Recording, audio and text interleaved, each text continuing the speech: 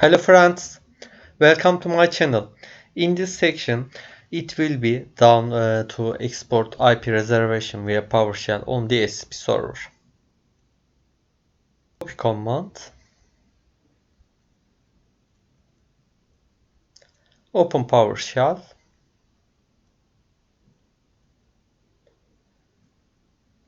paste command, click to enter,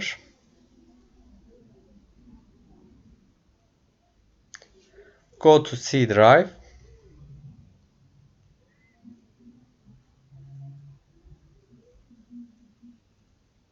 IP reservation,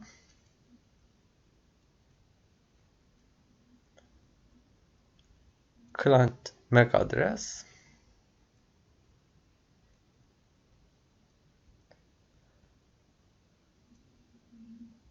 open dhcp console,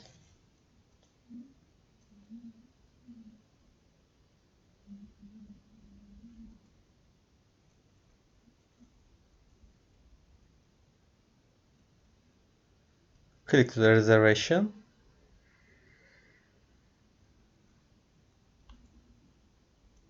Thank you for watching this video.